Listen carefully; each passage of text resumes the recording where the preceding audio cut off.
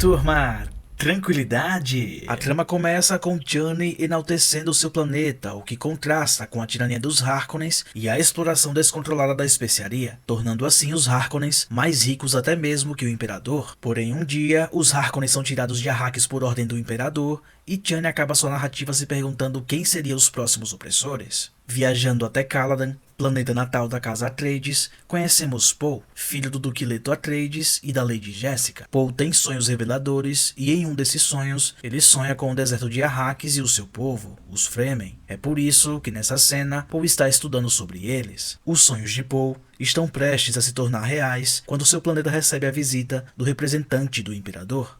Lá, o decreto é lido em voz alta, informando que a casa Atreides vai administrar Arrakis. O Duque Leto aceita o decreto do Imperador sem questionar, mas por outro lado, ele entende o que estava por trás da construção daquele cenário político. Isso fica claro quando ele está conversando com Paul sobre os perigos que enfrentarão em Arrakis. When we get to Arrakis, we'll face enormous danger. The great houses look to us for leadership, and this threatens the Emperor.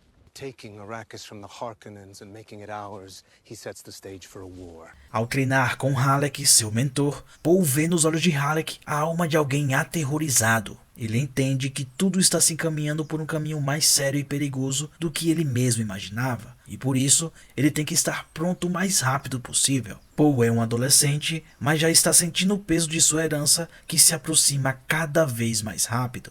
Em seus últimos dias em Caladan, Paul é testado pela Bene Gesserit Ellen. Ela usa o Gonjabar para um teste de resistência e controle mental. A Bene Gesserit Gaius Ellen fica impressionada com o tamanho do potencial de Paul, mas repreende Jessica por ter desperdiçado a chance de que todo aquele poder pertencesse a uma mulher em troca de sua intuição de que Paul seria o escolhido. Ellen deseja boa sorte, vai embora e Jessica tem explicações a dar a Paul sobre o plano maior das Bene Gesserits e sobre o que significava para ele ser o provável escolhido. Finalmente, a casa Atreides vai para Arrakis. Todos estão visivelmente apreensivos para saber como será a nova morada da casa Atreides. A tripulação atreidiana desembarca e as pessoas, quando veem Paul, chamam de Lisan al-Gaib, que significa a voz do mundo exterior, ou em outras palavras, o Messias. Isso denota que as Bene Gesserits fizeram um trabalho de pregação de sua doutrina ao povo que deixa nítido a sua devoção. A seguir, Paul e sua família são recepcionados por Turir. Ele é um mentante, e essa espécie são uma ordem de servos das grandes casas que possuem capacidades similares às de um computador, sendo capazes de processar grandes quantidades de dados e fazer análises e estratégias apuradas. Turir transporta a família de Ornitópero até o palácio. No caminho até lá, o deserto visto de cima é um espetáculo e tem uma beleza particular muito única. Enquanto cada um está cuidando dos seus afazeres reais, Paul já está em seu quarto estudando sobre um novo lugar. Só que o que ele mal esperava era um ataque dos Harkonnens logo nas primeiras horas do seu novo lar. Paul se esconde atrás do holograma projetado em seu quarto e encara o pequeno caçador-buscador de longe. O operador dessa arma acha Paul e o ataca, mas Paul está com os reflexos em dia e acha o momento certo para esquivar do projétil assassino e destrói a arma letal. A casa fica em alerta e a segurança consegue capturar o operador Harkonnen, mas não acabou por aí porque ainda existe um possível espião.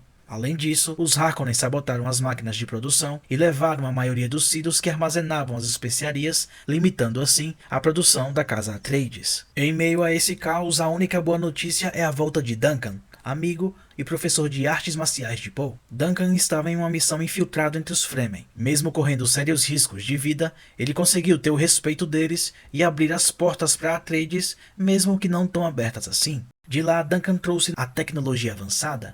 Paracompass. The moons here have a magnetic field, so a simple compass needle won't point north.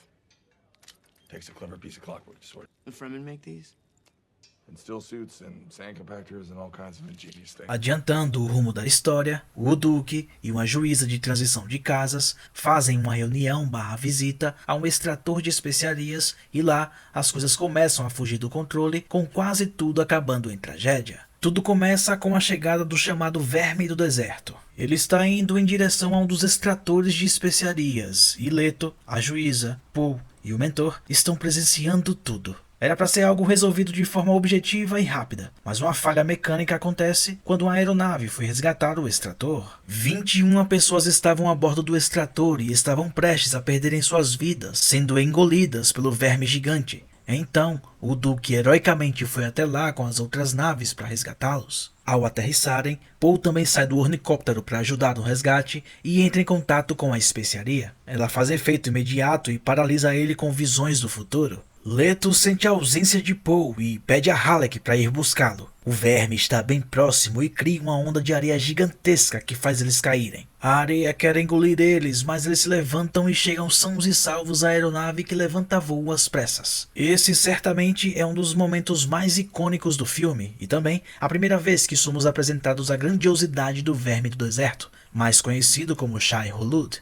De volta à base Atreides, mesmo com todas as provas concretas de que estavam sendo sabotados, a juíza de transição passou por alto tudo e foi contundente em falar que o Duque deveria se preocupar mais com a segurança de sua família do que outra coisa. Saindo de Arrakis e nos transportando para o planeta Salusa, o exército imperial, os Sardaukar, estão sendo convocados para ajudar os Harkonnens como reforço para aniquilar as tropas atreidianas. Os Sardaukar são devotos do Imperador e o objetivo principal deles é perpetuar e proteger o Império. Estudando sobre eles, eu fiquei abismado como eles são treinados e escolhidos para se tornarem um soldado Sardaukar. E o que eu imaginei de cara foi a HBO produzindo um spin-off contando toda a trajetória para se tornar um Sardaukar. Será que seria legal? Deixa aí nos comentários a sua opinião. Retornando a Arrakis, o Duque sente que o pior pode acontecer e ele não estava errado. A noite chega e com ela os seus perigos. Logo de cara, os guardas são derrubados e acabam deixando as portas abertas. O Duque não consegue dormir e percebe uma movimentação estranha em Arrakis. Ele sai do quarto e vê sinais de luzes sendo emitidas. Logo mais à frente ele avista um corpo estendido e entra em contato com os guardas que não respondem. Ele vai até o corpo estendido que se tratava da sua criada. De repente ele é atacado, mas não é morto. Ele está apenas paralisado e ao mesmo tempo surpreso com a revelação de quem era o traidor, o médico da família. Depois da queda do Duque, um ataque brutal se inicia. Soldado por soldado, os atreidianos levariam fácil uma batalha contra os Harkonnens. Mas os Sardaukar são mais habilidosos e brutais que qualquer outro exército e amassam os atreidianos que estão em desvantagem numérica de combate. Duncan foi atrás de Paul, mas ele e sua mãe foram sequestrados para serem largados sem vida no deserto. Duncan então foge para não ser sucumbido, mas antes disso ele passa o cerol em muitos guardas que veem na prática as suas habilidades de batalha. Enquanto isso, o Barão Harkonnen está se dirigindo até o salão de reuniões para se encontrar com o Duque Leto. De volta à aeronave, os soldados Harkonnen estão prestes a jogar Paul no deserto, mas antes disso, ele consegue achar o tom certo e usar a voz. Ele dá uma ordem ao soldado que tira a mordaça da Lady Jessica, que aniquila todo mundo dentro daquela aeronave. Eles conseguem pousar e a primeira coisa que eles fazem em terra firme é irem para a duna mais alta só para avistar de longe o palácio e os seus arredores totalmente obliterados. Finalmente, na sala de reuniões, o barão decapita o médico traidor e agora quer dar cabo no Duque Leto, que tem uma última cartada. Antes de ir de vala, o doutor colocou na dentição do Duque um implante com gás venenoso que poderia ser ativado quando mordido com força. Essa estratégia em parte funciona porque todos na sala acabam indo de vala, menos o barão que usou seu QI de 1000 para escapar daquela que seria o último ataque do Duque. No deserto, Paul e sua mãe armam uma barraca e abrem uma mochila que está cheia de equipamentos Freeman. Essa bolsa foi colocada pelo doutor que teve um papel fundamental até aqui, mesmo traindo a família real. A grande verdade é que ele não teve escolha. A sua esposa foi raptada pelos Harkonnens e com ela nas mãos do inimigo, ou o doutor obedecia à chantagem, ou sua esposa faria uma viagem para o além, se é que vocês me entendem. Entre os equipamentos, Paul também achou o anel do seu pai, o que deu a entender que o Duque infelizmente já não estava mais entre eles, tornando assim Paul o seu sucessor. Ainda na barraca, Paul começa a ter visões do futuro, onde está à frente de uma campanha de guerra e conquistas brutais. Mais tarde, Duncan consegue encontrá-los, e pela primeira vez, ele reverencia Paul como novo Duque. Depois disso, ele os leva para uma antiga estação de testes ecológicos que fica bem escondido. Fazendo uma breve observação reflexiva desse filme até aqui, é interessante notar que esse filme faz várias críticas a como as políticas e o sistema sujo global agem e quais são as suas respectivas consequências. Um exemplo é essa cena aqui. Arrakis could have been a paradise. The work had begun, but then the spice was discovered. Suddenly, no one wanted the desert to go away. Devido à descoberta da especiaria, Eles preferem que o deserto continue existindo, para que os da alta cúpula lucrem com as especiarias, ao invés de beneficiar o povo com um lugar mais habitável. Isso também acontece em várias camadas do nosso mundo real. Sempre tem alguém lucrando sem se importar com as consequências que respingam na sociedade humana. Mas isso pode ser um papo para outro vídeo. Voltando para o resumo, Paul, Jessica e Duncan estão sendo ajudados pela juíza que antes era pró-imperador, mas pelo que parece se arrependeu. Ela viu o tamanho da maldade que o seu povo poderia provar, e agora está do lado da casa Atreides. De alguma maneira não explicada, os Sardaukar estão no encalço deles e descobrem o seu paradeiro. Os Fremen são a primeira linha de defesa que fatalmente acaba caindo. Os Sardaukar estão a poucos metros de Paul e a última linha de defesa é Duncan, que se sacrifica, fechando as portas que os separavam. Paul e Jessica se separam da juíza, que dá as coordenadas para eles chegarem até a comunidade Fremen. Paul e Jessica conseguem fugir com o ornicóptero que quase mata o espectador do coração, demorando a funcionar. Mas depois de algumas tentativas ele finalmente funciona e eles vão embora. Quanto à juíza, ela é abatida na covardia. Mas antes de fazer a passagem para o além e visitá-la lá, ela tem sua redenção. Ela invoca o grande verme, que engole alguns soldados junto com ela. Enquanto isso, a caça para exterminar Paul e Jessica continua. Mais uma vez, os Harkonnens e os Sardaukar encontram eles e tentam tirar suas vidas. Mas Paul, assim como seu pai, é um grande piloto e consegue desviar dos mísseis teleguiados. Entretanto, existia um outro inimigo, a tempestade de areia em Coriolis. Paul e Jessica entram naquela tempestade e os soldados acabam retornando, concluindo que ambos estão mortos porque ninguém sobrevive a uma tempestade como aquela com ventos de mais de 800 km por hora. E isso quase aconteceu. A nave deles começou a entrar em pane e as hélices começaram a quebrar. Se não fosse a maestria de Paul, eles não conseguiriam pousar e sobreviver. No palácio, Rabban encontra o barão que está em um banho de purificação do veneno letal. O barão recebe a fake news de que Paul e Jessica não estão mais entre eles e o próximo passo é acabar com os Fremen.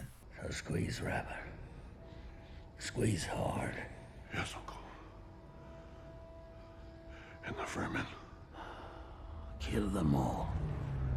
Fora do radar do barão, Paul e Jessica agora estão em busca da cidade Fremen. Só que para sobreviver ao deserto, eles precisam de um traje estilador, o que por sorte eles têm. Esse, sem dúvida, foi o menor dos problemas em comparação com o pior deles, o verme da areia. Para chegar até os Fremen, Paul e Jessica têm que passar pelo território dos vermes e para despistá-los, eles têm que ir ao anoitecer e caminhar quase como que dançando. Essa é uma forma que os nativos encontraram para enganar a sensibilidade dos vermes às vibrações e ruídos. Paul e Jessica estão próximos do seu objetivo, mas a travessia não havia acabado.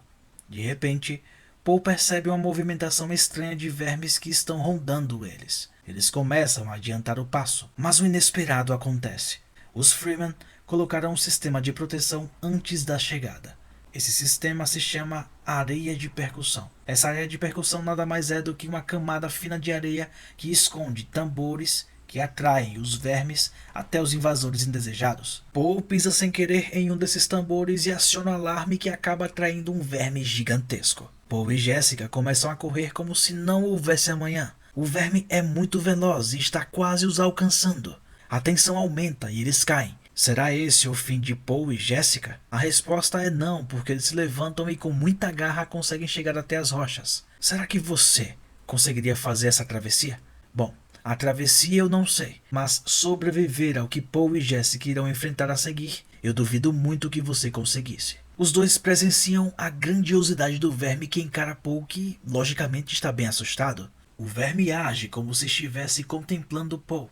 Será que ele reconheceu o escolhido? Me fala aí sua opinião, eu faço questão de saber. Escreve aí, nos comentários. Aquela troca de olhares entre Paul e o verme não demora muito, porque o verme escuta outro som mais forte em um outro local e vai embora.